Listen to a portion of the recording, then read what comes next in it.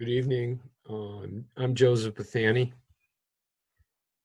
I'm really pleased to be here with y'all. I'm going to begin this reading with love and end it with love. There will be plenty of love in between, but certainly we'll tackle a few other things that are maybe topical right now. First of all, I want to say what an honor it is to work with Dare County Arts Council. Chris Salwin is just not only a great friend, but I think what he's launched in Dare County with just fabulous support from the community and the people that surrounds him has been fabulous. I've also worked closely with Jessica Sands, who has held my hand through all this technology and couldn't be nicer. So I've spent a lot of lovely time in Dare County as well, working primarily with the Veterans Program, which is cutting edge. What Chris and y'all have launched there has changed the face of what programming for military arts looks like in North Carolina. And I'd like to say as well, you were on the forefront of that push. I think I might have been involved in the very first program that you had there. And it was about 7 or 8 years ago, before anybody was doing what y'all are doing. So how wonderful to be here. So let me continue that schmaltz a little bit for Dare County. I want to give some shout outs here because there's some wonderful programming coming up. So I'd like to encourage everyone watching this broadcast to consider a contribution to Dare County Arts Council Veterans Arts Program. During COVID-19, of course, arts organizations and artists, the gig economy has fallen off, as you might imagine, like so many aspects of the economy. So those contributions keep things like this going, and it keeps veterans and their families going. So there's a virtual tip jar link to the right of this video window. It will take you straight to a place where you can donate. Your contribution will benefit the veterans, active duty military members, and their families who are part of the program. And I think it's really important to always recognize the families. No one goes to war alone. And even though so few people are active military, have been active military, all of us have members of our families who have served in the military. The next event in the Veterans Program is the North Carolina Veterans Songwriting Workshop starting in July. And you can register or learn more at darearts.org. And the other thing I want to say is Dare County's Arts Council's next literary event features Christy Woodson Harvey on June 17th, just about 2 weeks away, at 7 p.m. Her recent book, Feels Like Falling, came out in April. So I'm going to read, I'm going to ramble around. This very first poem that I'm going to read is from my book called Anson County, and it's the title poem. And it's a love poem. It's dedicated to my wife, Joan. You come off the bed as if expecting me. Take my hand the morning of your 30th birthday. Not quite light, perfect for the movie we've talked of making. We bicycle the 8.5-mile loop. The dogs, one of them blind, lope ecstatically, gravel the first 2 miles, the ruined church on Savannah Creek in a cottonwood swamp that floods every spring, then a long tar road, abandoned farmsteads, the last crop, corn give out haggard by late July, left to hang into Advent, down by the PD, the Ingram plantation where Andrew Jackson stopped to have his hair cut by a slave girl. The light is like petrified forest. You're Betty Davis. I'm Leslie Howard. You read Francois Villon and work in a diner in the middle of the desert. I arranged my own murder at the hands of Bogart. So you, Davis, can cash in on my insurance policy. Tragic beauty. We avoid making a sad film, instead ride into the rising sun. Among the regal bucks, their unfathomable algorithmic racks gathered in homage to you, roaming McAllister land, what I had wakened you so early to witness. And this next poem is also from my book, Anson County. Anson County's on the way to the beach. It's a couple counties east of Charlotte, near Rockingham Speedway. It's one of those places people say are in the middle of nowhere. But we lived there for 3 years. I had a job as writer in residence at a little college there, and it was a wonderfully idyllic place to live. When I first came to North Carolina in 1976 from my hometown of Pittsburgh, I was looking for the South, and while I loved living in Charlotte, I didn't find what I would say was the real South, the romance of the real South, until we moved to Anson County. So this poem is called Burn Season. When we lived in Anson County, we did not have any conventional heat. All we had were wood stoves. And we lived in about a 120-year-old shotgun house. I mean, literally in the middle of nowhere, 11 miles from the closest quart of milk. And Joan and I adored it, and our parents were just aghast. There's an epigraph from Thomas Merton's book, The Sign of Jonas, before the poem. And that epigraph is, God talks in the trees. And because we only had wood stoves, and then Joan became pregnant, we were about to become young parents, again, in the middle of nowhere, I cut wood all the time. And I found astonishing things in the middle of trees. All day chainsaws ring us and rave their litany of cut and cut. There can be no tomorrow. It is 5 o'clock, and already the icy moon tethers above the church of Mount Zion. We see it from our bedroom. Its white spiked steeple points toward heaven. Its clabbered walls are like snow, much with us, a winter purgatory. Smoke fills the house with musk. Ants spill from the wood at the first trickle of flame. Beneath the buckling bark, grubs and glowworms disintegrate. Forget that dirt is the last refuge. In the split pit of wood so sharp it sparked at the maul, I have found chain, barbed wire, hatchet head, even a swatch of calico, a coffin nail, and small bone. We live in the trees without knowing. We live in the fire. And one more from this book, which the name of it, the poem is called Leaving Anson County. Miraculously, when we lived in Anson County, when we arrived in 1985, Steven Spielberg's Moonsong Productions was headquartered there, and they were filming Alice Walker's legendary 1982 novel, The Color Purple. Again, if you can believe it. So while we were there, Spielberg was there, Oprah Winfrey was there, Alice Walker showed up, Ray Don Chong, Danny Glover, Quincy Jones. I mean, all those legendary stars. It was an extraordinary experience. So this poem has an epigraph. The poem is called Leaving Anson County, and it has an epigraph from Alice Walker's The Color Purple. Now, is this life or not? The hardest thing we do is leave our middle ground, this unlikely blade of life we've owned. We read short things, thaw the frozen larder, walk in small circles, window to window, reminded memory is the rival of presence, the riddle of locusts in the thicket of time.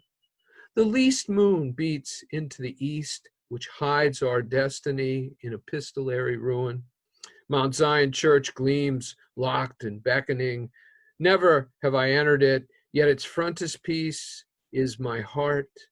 Every day I put mouth to stone in the sunset paint of Ingram Mountain, pray for that biblical surety graced by fire and chance blindness.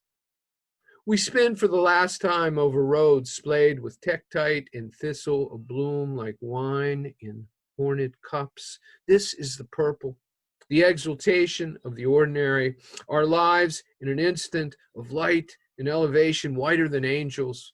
The parting is thorough as film. Timber grinds up and down the Andrew Jackson Highway. I'm going to read a poem from my book, Land of Amnesia. And it's called Advising. I teach at I teach at Appalachian State University now in Boone. But before that, we rambled all over the place. I did a lot of teaching in community colleges. And I think I'm correct when I say College of the Albemarle is the community college that serves Dare County in the Outer Banks. I've done work at College of the Albemarle. Anyhow, we have 58 community colleges in North Carolina.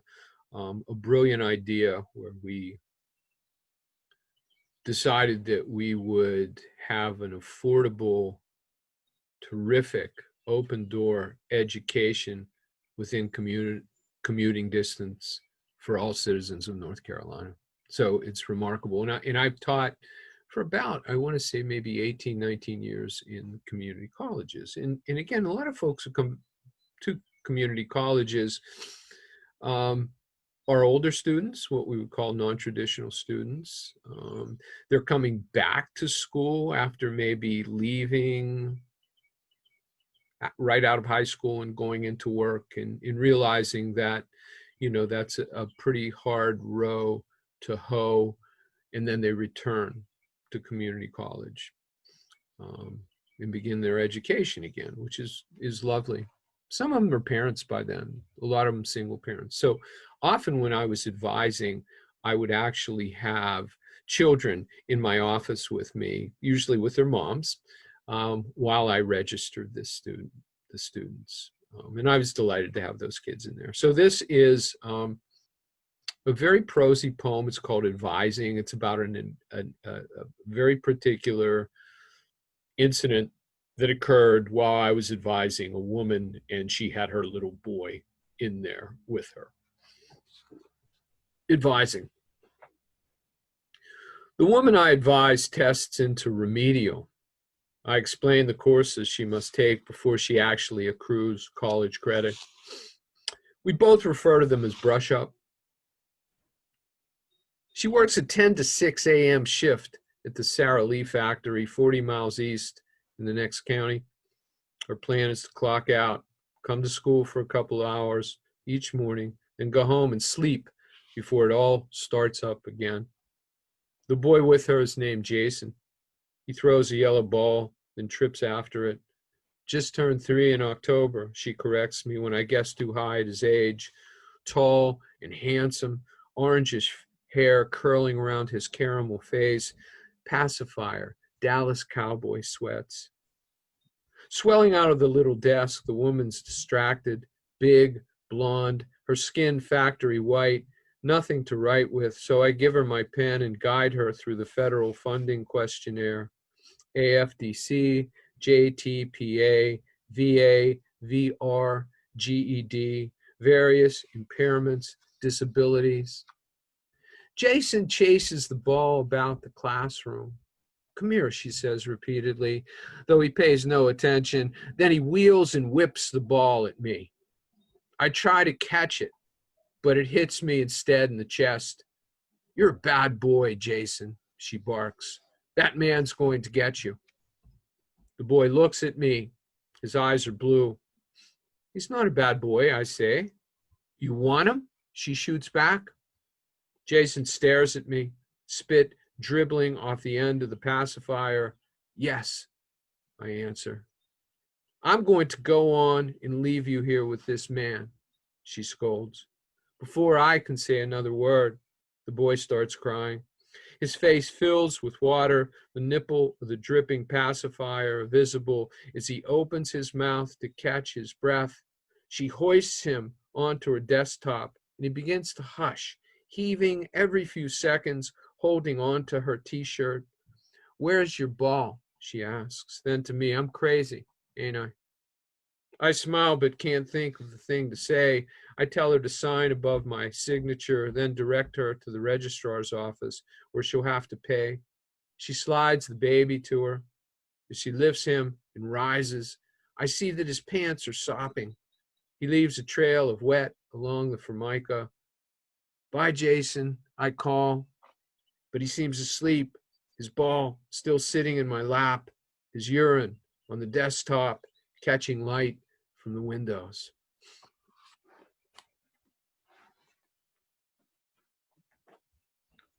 Okay, I'm going to read a spate of poems.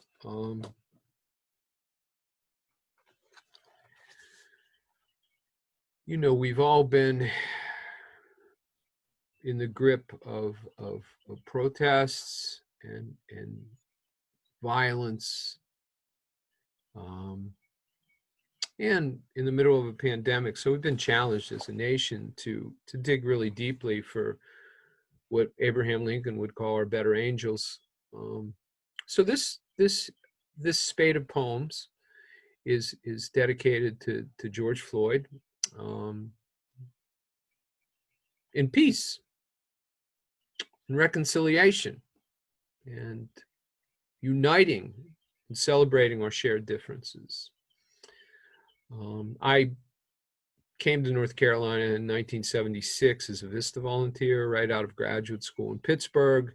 And my assignment was the North Carolina Department of Correction. So I've been pretty heavily involved in prison work for the past, 44 years. That's where I met my wife. She was a VISTA volunteer as well. So we've been involved in that work. And as you know, COVID is ravaging prisons, and shelters and in those kinds of places where people have no alternative. So, and also ravaging people of color in vastly greater percentages than other folks. So this is for those folks. This is for all of us. This is for you. And this is from my book called Concertina.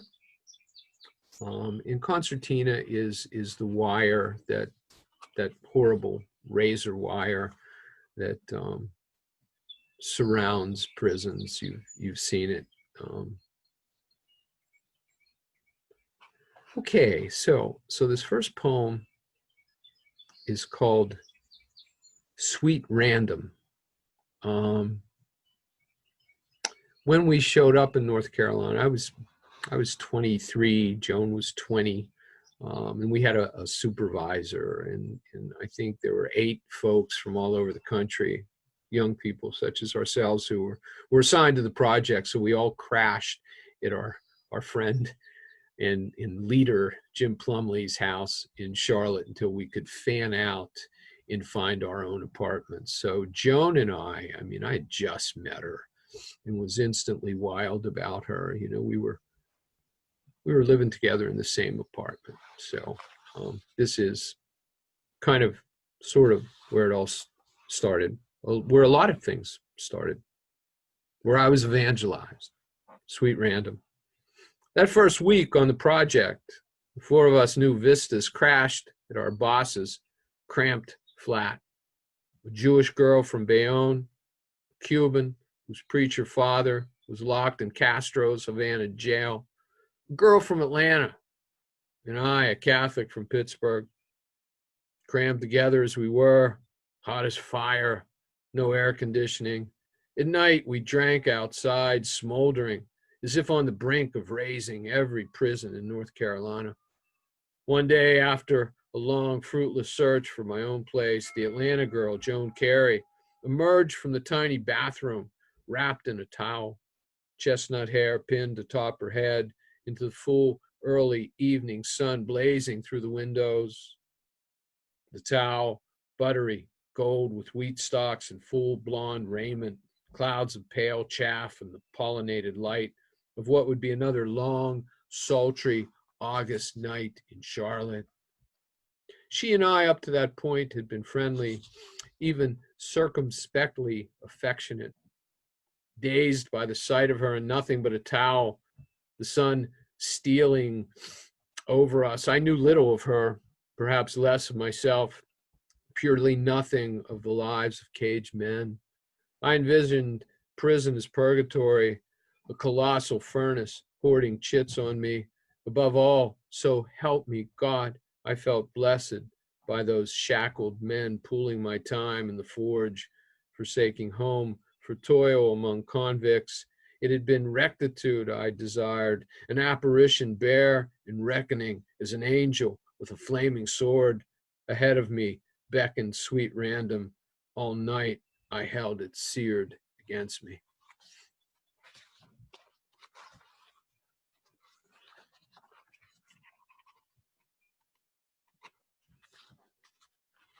This next is called Women's Prison. In Raleigh, when we showed up, there was basically, there was a single women's prison in North Carolina. I think there are 3 or 4 now. And there were some halfway houses.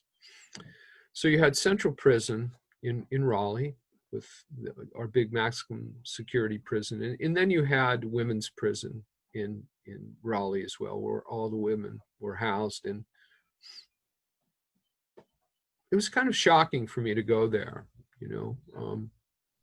my acculturation had prepared me for men in prison, all the movies, all the lore, all the books, but I wasn't prepared to see women who looked so blameless, ambling around this big yard, hundreds and hundreds of them, in just sky blue shifts. They look like my mother and my aunts and my grandmother, etc. And the other thing is that, as we know, children are left behind when their moms and dads end up finding themselves in prison. So as part of a Vista project, we would take children to visit their moms in Raleigh. So this poem is called Women's Prison. 2 Sundays a month, darkness still abroad, we round up the kids and bundle them into a restored, salvaged Bluebird school bus, repainted green, and make the long haul to Raleigh, where their mothers are locked in women's prison. We pin the children's names and numbers to their coats, count them like convicts at lights out, sucking thumbs, clutching favorite oddments to cuddle as they ride, curled in twos on patch-sprung benches.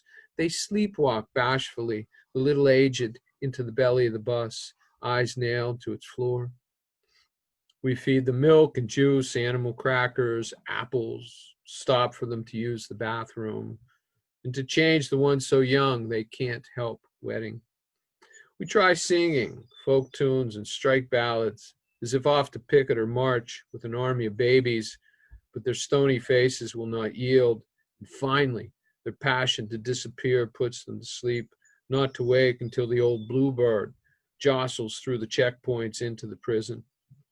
Somehow, upon reopening their eyes, they know to smile at the twirling, jagged grandeur surrounding the massive compound, concertina, clotted with silver scraps of dew and dawn light, a bullet-torn shroud of excelsior scored in dismal fire, levitating in the savage Sabbath sky.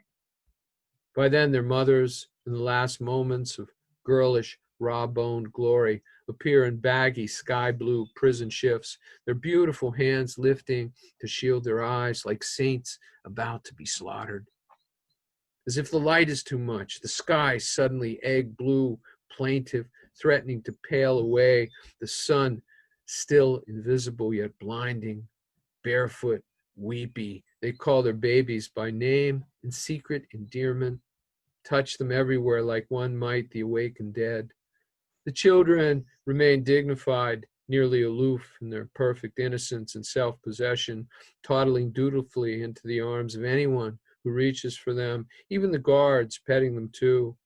When visiting hours conclude, the children hand their mothers cards and drawings, remnants of a life they are too young to remember, but conjure in glyphic crayon blazes, attempting to recollect the narrative that will guide them back to their imagined homes. The mothers peer from the pictures to the departing children, back and forth, straining to make the connection, back and forth until the children, already fast asleep as the bus spirits them off, disappear.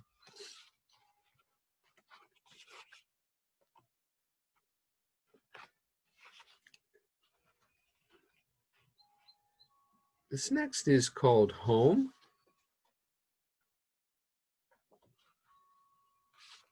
One of the things that we had to do, and we're completely unqualified to do, I might add, was make something called home leave visits. So if a particular prisoner was being paroled, we would have to go into the neighborhood and interview neighbors, first of all, and ask them if they were okay with having this person return to the community. We would also have to verify that the home was a safe place for them to return to, that there were bus routes, modes of transportation, just those kinds of things, that we weren't returning somebody to a community and in a home that would, jeopardize their successful transition and reentry. So this recounts a visit that I made. It's simply called Home, and it has an epigraph from Robert Frost's The Death of the Hired Man. Home is the place where when you have to go there, they have to take you in. I whipped the Valiant onto Pegram Street in North Charlotte, notorious even among inmates, to visit the home to which a certain convict would be paroled. I had to make sure there was no opposition to his return, verify transportation to and from his workplace, that he at least had somewhere to eat and sleep, not just the streets, that the folks he'd be living with wouldn't feed him dope and booze and right away drag him down, that there existed some hope that this ex-con might stay out of prison, support himself without stealing or fighting, that he might figure it out this time, though less likely now after too many years in jails to believe he could ever make it in the straight world. The house was poor, one story, paint flaked slum. Neighbors milled on their porches when they spied the state automobile, yellow North Carolina tag flaming off its rear bumper, then me in my coat and tie trip over the curb and up the rickety steps and knock on the door. There was just a grandmother, no legs, chopped off at the pelvis, fixed to a slab of plywood. On skates, she rolled along the floor with long brown fingers. She had cleaned the house, set out tea in little squares of cake, finger bowls with tulip petals floating in them. We talked about the boy coming home, Carl, Coot, on the yard. In prison, he had adopted the Muslim name Mutasid Muhammad. He fasted and no longer ate pork. Nation of Islam, Assalamu alaikum. He carried a rug to pray to Allah on. He'd been raised AME Zion. The grandmother didn't know what she'd do with him. She believed in the Bible. She loved her grandson. Still Coot, or whoever he'd crossed over to, was now a man. He had to find his own way to stay out of the penitentiary. She guessed she'd have to change too. Didn't matter what God saved her boy.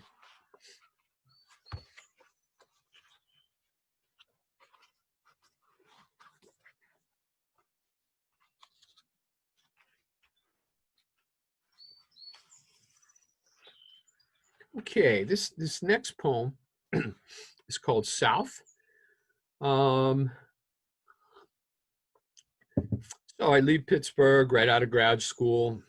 I drive miles and miles to Atlanta to training. Then I go up to Charlotte and fall in love.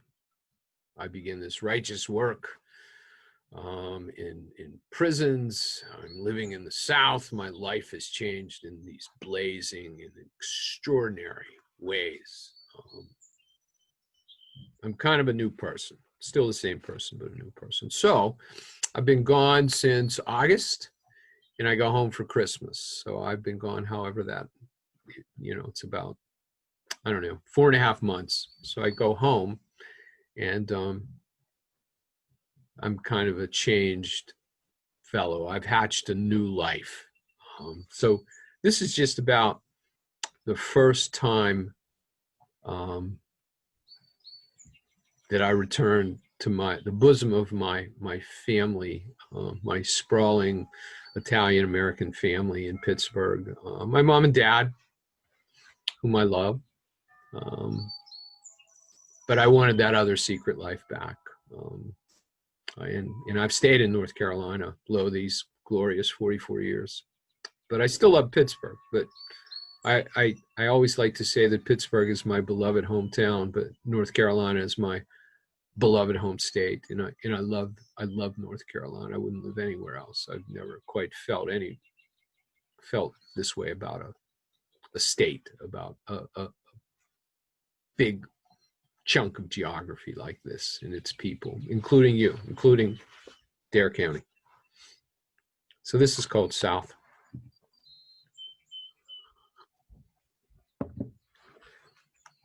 That first Christmas, after 4 months working a road camp prison north of Charlotte, I caught a ride home to Pittsburgh with a Vista buddy.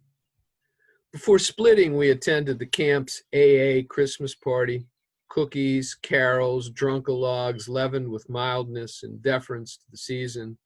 Mainly thankfulness, certain regret, but all about regeneration, how the path through sorrow had yielded its portion of enlightenment, Advent, dark and bitter cold for North Carolina, for anywhere, first hours of what would prove the fiercest winter in 100 years. When we hit Greensburg, PA, the extent of my lift, I hopped out, still 30 miles off, to thumb the rest of the way. 4:30 in the morning, 11 degrees, among a pack of played-out stiffs on cardboard and rags beneath an overpass bridge, struggling to get somewhere for Christmas. They wore the faces of time. I had learned by then to divine it. Guys no longer astonished by how quickly things go to the bad, who could weather it too. So little to lose. They didn't have to suffer the likes of me. Hitchhiking on the Pennsylvania Turnpike was against the law. I riveted my eyes to the frozen right-of-way and prayed for first light. I rolled into the city in time for breakfast in my parents' kitchen, which sounds like the beginning of things.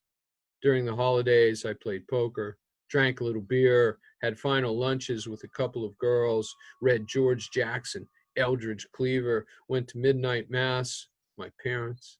In my dad's mammoth Newport, I navigated a blizzard to a New Year's Eve party at the Mardi Gras where a fight jumped off and a librarian Pinkerton opened a boy's head with a stick, batted to pieces the jukebox, then threw everyone out into the glowing, indifferent ice of 1977's inaugural morning.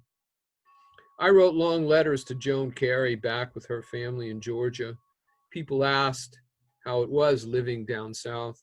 There were a few jokes about prisons, but mainly no one wanted to know about it.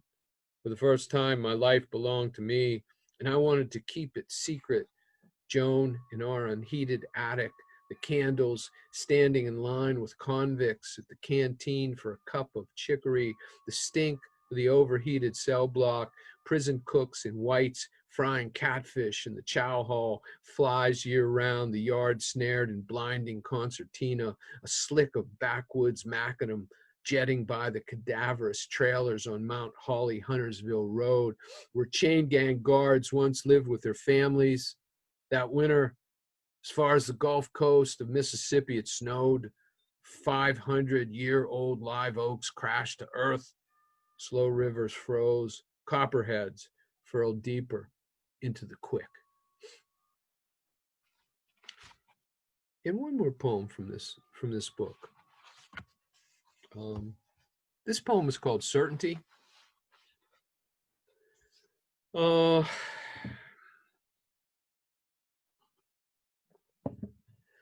you need to know about this poem is it's a torrid August evening in Charlotte, 1976.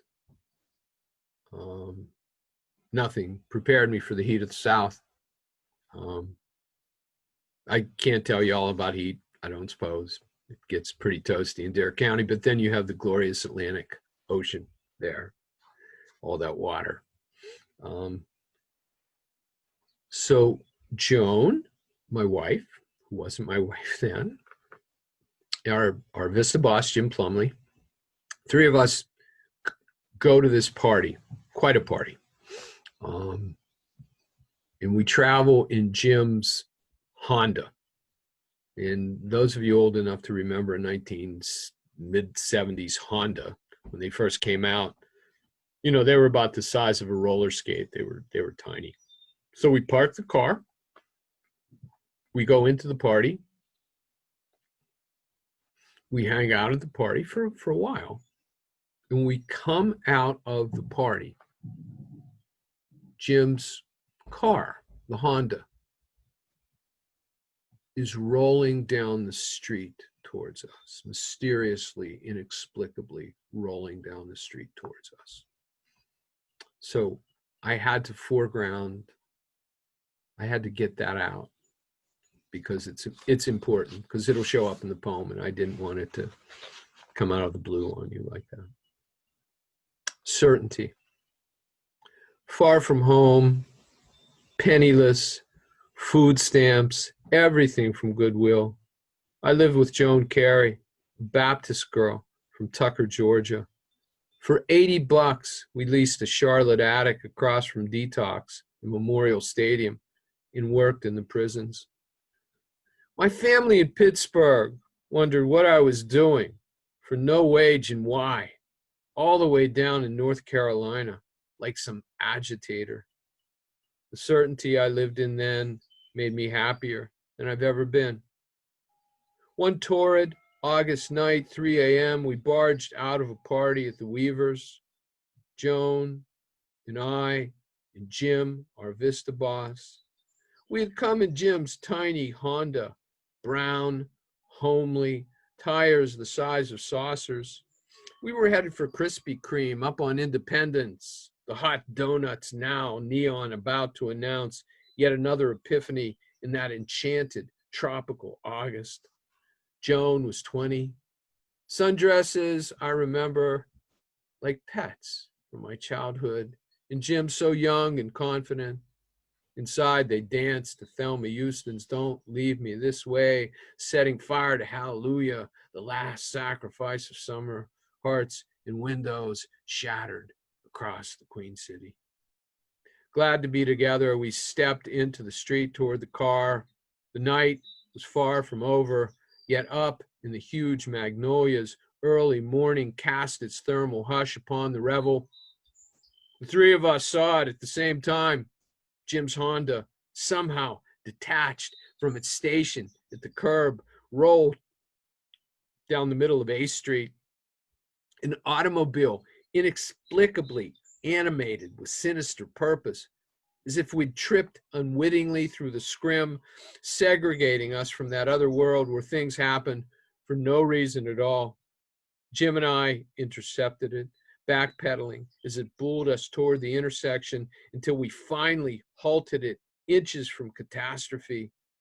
We looked at one another and laughed, the way convicts ambling Huntersville Yard laughed about building 30, 40 years in the penitentiary. Guys my age who wouldn't see the streets again until after the sons Joan and I would one day parent had grown into men and left home. Laughed Joan and I exchange all too often when the unimaginable hurdles into an otherwise placid day. The laugh I think of now is fear.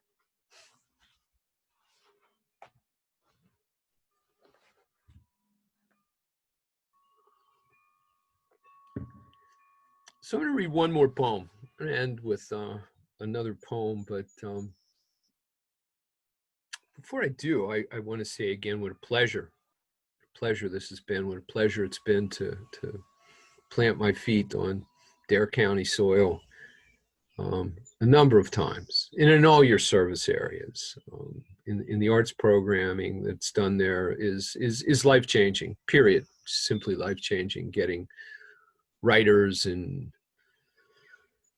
dancers and visual artists, storytellers, you name it, in front of school children and other immured populations. You all have big hearts, and I do know that, and it's appreciated all across the state. I don't think anybody does it better. The programs you've launched for veterans are again, cutting edge, visionary, fabulous. It's been such a pleasure to be a part of it. And please remember that tip jar that I mentioned earlier. And again, the next reading is June 17th, and it will be Christy Woodson Harvey. I had to glance down at my notes. So support Dare County Arts Council. I know you do. I know the base there is just fabulous. And again, congratulations to Chris, Jessica, and Faye, and Tatum, and all the people down there who do such great jobs to keep lifeblood flowing during hard times. And right now we're experiencing a hard time. So thanks for that. And I've met a lot of you. You've been so warm with me and my family, and I hope to return as soon as the coast is clear. And that's a bit of a pun, isn't it? So I'm going to end with this poem. It's called Julian. One of my students, this is when we lived in Iredell County, gosh, it's 20 years ago, I think, because this fellow just turned, the subject of the poem, Julian, just turned 20 years old. So one of her daughters, one of my students' daughters, had a baby out of wedlock, and they wanted to baptize the baby in the church, the Catholic Church. I grew up pretty Orthodox Catholic. And apparently the church refused to do that because the baby was born out of wedlock. So my student asked me if I would baptize the baby. And of course I said yes, because there is a clause it's the epigraph of the poem from the Catholic Catechism. In cases of necessity, any person may baptize. And I saw that as a case of necessity, that all babies, all children deserve a welcome and a christening and a blessing, regardless of who that baby is and from whom that baby issues. And so this is a love poem. I started with a love poem, and I wanted to end with a love poem. I wanted to immerse you all in love. So, and then I will just close with this and bid you, heartfelt love and adieu. Julian.